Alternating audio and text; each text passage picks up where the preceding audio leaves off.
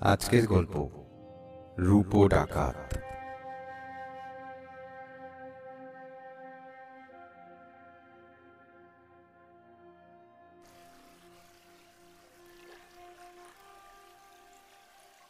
জলঙ্গির মাঝ বরাবর এগিয়ে চলেছে নৌকাটি।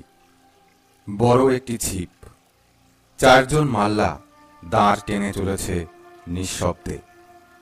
কৃষ্ণপক্ষের নিস্তব্ধ তিমির ভেদ করে চলেছে পাঁচজনের দলটি। যে চুপচাপ বসেছিল মাঝে, সে ব্যক্তি বয়সে নবীন। তাকে দেখে কিছুটা অন্যমনস্ক মনে হচ্ছিল, কিন্তু তার সজাগ চাউনি আর মাঝে মাঝে দ্রুত চারপাশ দেখে নেওয়া থেকে বোঝা যায় সে মোটেও অন্যমনস্ক নয়, বরং অন্যদের থেকে অনেক বেশি সজাগ। অন্ধকার রাতে শুধু তারার আলোয় ছলছল করছে জলঙ্গির জল। আরোহীদের লক্ষ্য পদ্মার মধ্যস্থিত শিবনগরের চর। জলঙ্গি পেরিয়ে এখনো অনেকটা পথ যেতে হবে তাদের। আষাঢ় মাসের রাত্রি, থেকে থেকে কাছে দূরে মেঘ ডেকে উঠছে। মাঝে বসা নবীন আরোহী একজন দাঁড়িকে জিজ্ঞেস করল, মাথায় খুড়ো, পদ্মার কত পথ? মাথায় এর বয়স হয়েছে, তাও সে সম্ভ্রমের সাথে বলল, রূপকথা, আর বেশি দূর নাই, ওই 3 বাকের পথ গো। রূপকর্তা অর্থাৎ সেদিনের রূপো, আজকে যুবক রূপো সর্দার। এক সময় যে অসহায়ের মতন কালী ডাকাতের কাছে আশ্রয় নিয়েছিল, যাকে বাঁচাতে গিয়ে নিজের প্রাণ দিয়েছিল কালী ডাকাত, আজ সেই রূপো নিজেই এক ডাকাত দলের সর্দার। তার প্রধান 2 অবলম্বন মাথাই আর করিম চাচা। কালী ডাকাতের কথা মতো গড়ের জঙ্গলের সুড়ঙ্গ দিয়ে পালিয়েছিল রূপো। তখন সে ছিল অসহায় এক কিশোর। আজ তার দল জলঙ্গি থেকে পদ্মা পাড়ের বিরাট অঞ্চলের মধ্যে বিস্তৃত। আপাতত তাদের লক্ষ্য পদ্মা পাড়ের চর শিবনগর। পদ্মার বুকের এই বিস্তৃত চরটি জঙ্গলাকীর্ণ। বাইরে থেকে চরের ভিতরে নজর চলে না। চারপাশে হোগলা আর অন্যান্য জলজ উদ্ভিদ ঘিরে আছে। গড়ের জঙ্গল থেকে পালিয়ে এসে এখানেই রূপো আশ্রয় নিয়েছিল। লুকিয়ে থাকার পক্ষে জায়গাটি বেশ ভালো। ধীরে ধীরে এখানেই দল গড়ে তুলেছিল রূপো। অবশ্যই সাথে ছিল মাথাই আর করিম। তবে জলঙ্গির সাথে যোগাযোগ তার বন্ধ হয়নি। জলঙ্গি তার প্রাণের নদী। আর এক নদী ছিল অঞ্জনা। আজ এই অন্ধকার রাতে কালো আকাশের বুকে জলজলে তারা দেখতে দেখতে রূপোর মনে পড়ে যাচ্ছিল ফেলে আসা ঘটনার কথা। সেই ছোট্টবেলার গ্রাম অঞ্জনগড়, গ্রামের মন্দির, বন্ধু বান্ধব, আরো কত স্মৃতি। নায়েবের অত্যাচারে তার বাবা অকালে প্রাণ হারিয়েছিল। সেই থেকে তার মনে জমিদার, নায়েব আর নীলকুঠির সাহেব আর কর্মচারীদের উপর ভয়ানক আক্রোশ। অঞ্জনগড়ে হয়তো আর তার ফেরা হবে না, কিন্তু জলঙ্গি আর পদ্মা পাড়ের নীলকুঠিগুলোকে সে উচ্ছেদ করবেই। তখন বাংলায় চলছে অদ্ভুত এক শাসন। বাংলার পুতুল নবাব নামেই নবাব। তার হাতে কোনো ক্ষমতা নেই, আর সব ক্ষমতার মালিক হলো কোম্পানি। কিন্তু তারা কোনো শাসন কাজে উৎসাহী নয়। ফলে বাংলা এক অরাজক অবস্থার মধ্যে চলেছে। এই ধরনের অব্যবস্থায় সাধারণ মানুষ নিষ্পেষিত হচ্ছে। এর পাশাপাশি 1176 সনের কুখ্যাত 76-এর মন্বন্তর মানুষের জীবনযাত্রা তছনছ করে দিয়েছিল আর জন্ম দিয়েছিল একাধিক ডাকাত দলের। সে সময়কার পুলিশ চৌকির সামান্য কিছু পুলিশ ও দারোগা দিয়ে এই ডাকাত দলকে ঠেকানো সম্ভব ছিল না। এই ডাকাত দলগুলির বেশিরভাগই ছিল ভয়ানক অত্যাচারী ও লুটতরাজে ওস্তাদ। তবে সবাই যে শুধু পেটের দায়ে ডাকাতি করত তা নয়। এই ডাকাতদের মধ্যে অনেক জমিদার শ্রেণীর লোকও ছিল। এইসব ডাকাতের হাতে পড়ে সাধারণ মানুষের জীবন ওষ্ঠাগত হয়ে উঠেছিল। মানুষের জীবন দুঃখ দুর্দশায় ভরে গিয়েছিল। একদিকে অত্যাচারী জমিদারের খাজনা আদায়, অন্যদিকে এইসব ডাকাতদের অত্যাচার ও লুটপাট নিরীহ মানুষের জীবন ওষ্ঠাগত করে দেয়। এর পাশাপাশি নীলকর নামের এক নতুন অত্যাচারী কুঠিয়াল সাহেবরাও তখন মাথাচাড়া দিয়ে উঠতে শুরু করেছে। নীল চাষের নামে গরিব প্রজার ভালো জমি দখল করে তাদের কম অর্থ দিয়ে জোর করে শোষণ করাও শুরু হয়ে গেছে। আইন বিচার সব ইংরেজের হাতে, তাই সাধারণ মানুষের উপর অত্যাচারের শেষ ছিল না। রূপোর দলেও এমন কিছু লোকজন এসেছিল যারা যেন তেন প্রকারে লুটপাট করতেই বেশি উৎসাহী। তবে রূপো সর্দারের কড়া হুকুম ছিল, গরিব নিরীহ মানুষের অর্থ লুট করা যাবে না। তাই প্রয়োজনে সাধারণ মানুষও রূপো ডাকাতকে সাহায্য করতে পিছপা হতো না। এসব ভাবতে ভাবতে যাচ্ছিল রূপো। দেখতে দেখতে পদ্মা পেরিয়ে চর শিবনগর এসে গেল। তখন আকাশে মেঘে ঢাকা অল্প একটু চাঁদ উকি দিচ্ছে। কিছুটা যেতেই নৌকো থেকে পেঁচার ডাক ডেকে উঠল একজন। চরের ভেতরে অনেক দূর থেকে ভেসে এলো তার উত্তর। সবাই এগিয়ে চলল শিবনগরের চরের দিকে। হোগলা বনের ফাঁক ফোকর দিয়ে নৌকোটা এগিয়ে চলল। এই সরু খালটা বাইরে থেকে ভালো বোঝা যায় না। ঘাটে নৌকা বেঁধে সবাই এগিয়ে গেল। জায়গাটার চারদিকে বনের কিছুটা পরিষ্কার করে একটা ঘাঁটি বানানো হয়েছে। হোগলায় ছাওয়া ছোট ছোট ঘর, একটায় রান্না খাওয়া আর অন্যগুলোয় থাকা। কিছু দূরে একটা ছোট মন্দির, যাতে ভয়ঙ্কর এক কালী মূর্তি, রূপো ডাকাতের কালী মা।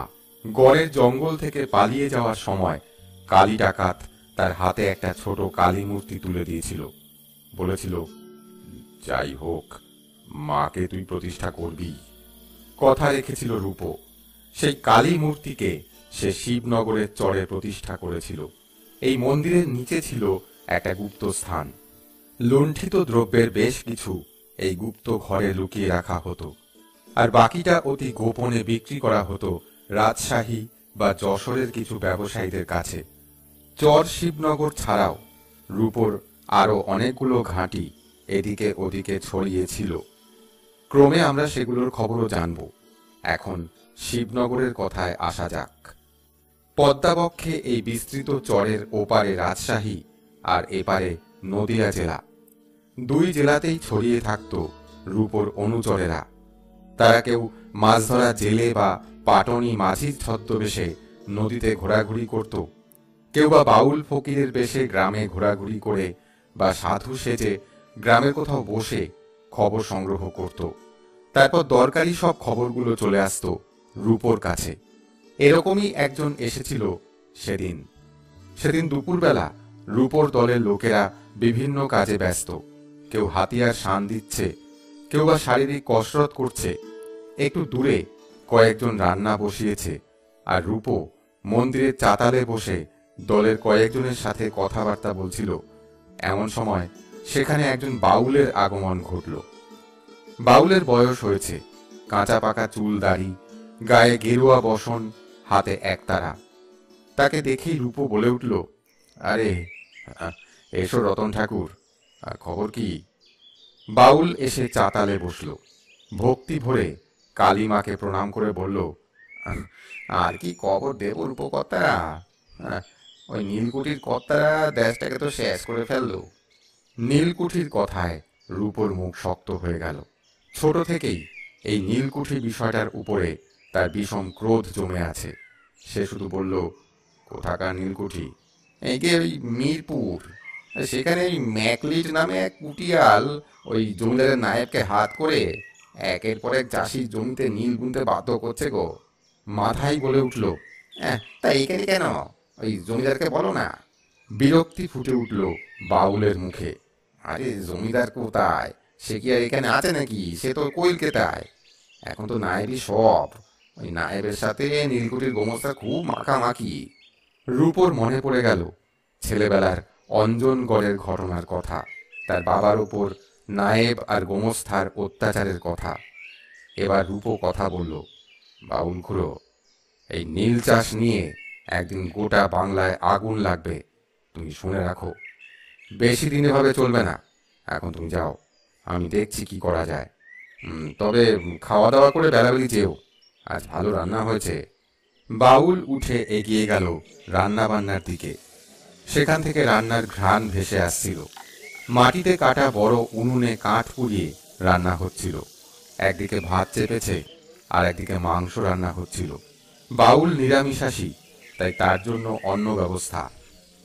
বাউল যাওয়া মাত্র সকলে হৈ হৈ করে উঠল। আরে বাউল দাদা যে, এসো এসো। হ্যাঁ হ্যাঁ, আর সরু চালের ভাত আছে, সাথে মুগের ডাল আর বেগুন ভাজা। এখন গান ধরো দেখি। বাউল সেখানে বসে গান ধরে দিল। ও আমি একদিনও না দেখিলাম তারে।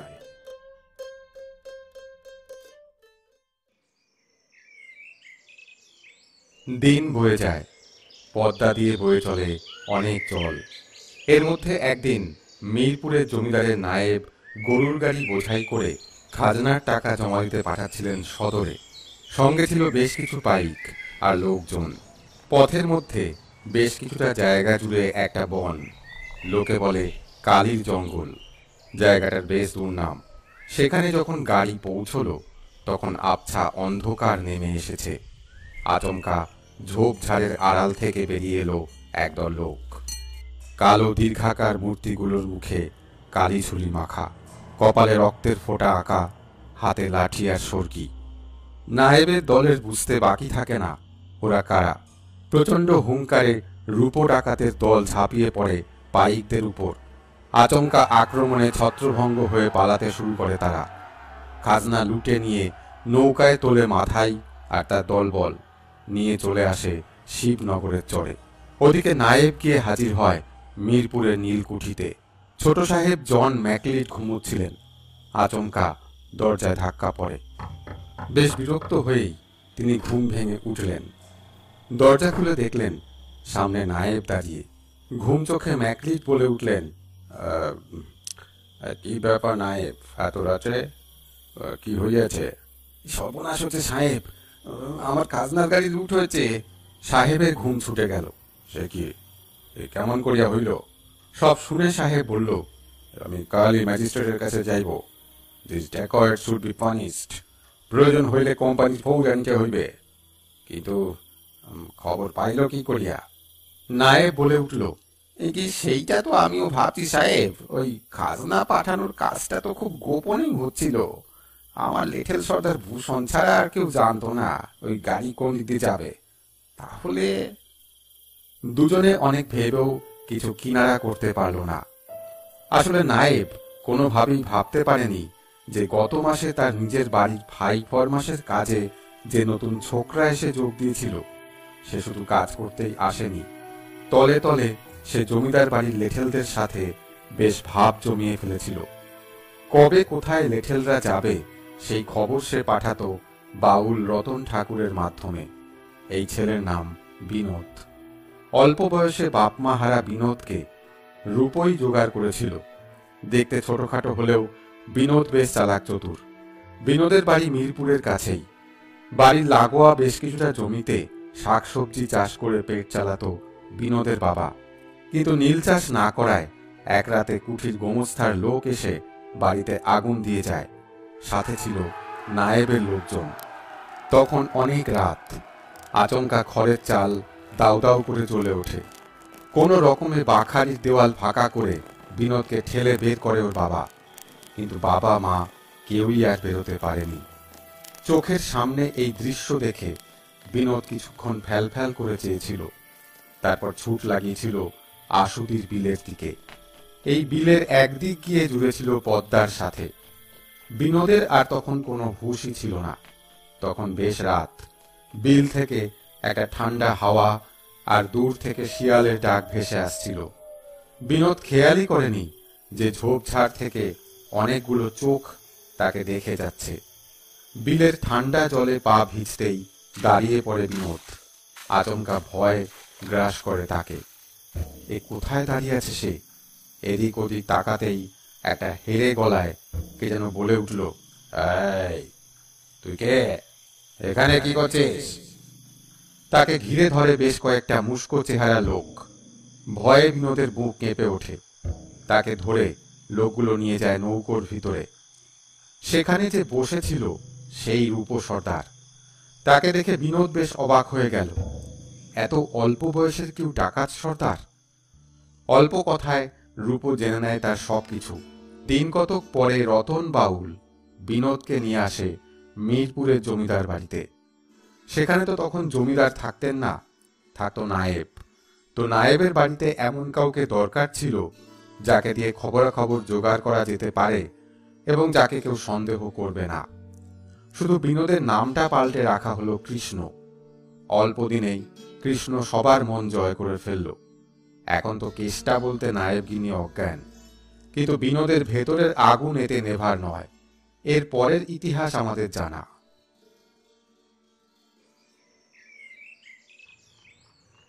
নীলকুঠির পাশের বাঁধানো রাস্তা ধরে ম্যাকলিড সাহেবের ঘোড়ার গাড়ি ছুটে চলেছে। গন্তব্য পদ্মাপাড়ের চারঘাট। খবর এসেছে সেখানে পদ্মায় বোট ভিড়িয়ে অপেক্ষা করবেন খোদ ম্যাজিস্ট্রেট সাহেব। জরুরি তলব, তাই সাত সকালেই ম্যাকলিড সাহেবের গাড়ি ছুটছে সেদিকে।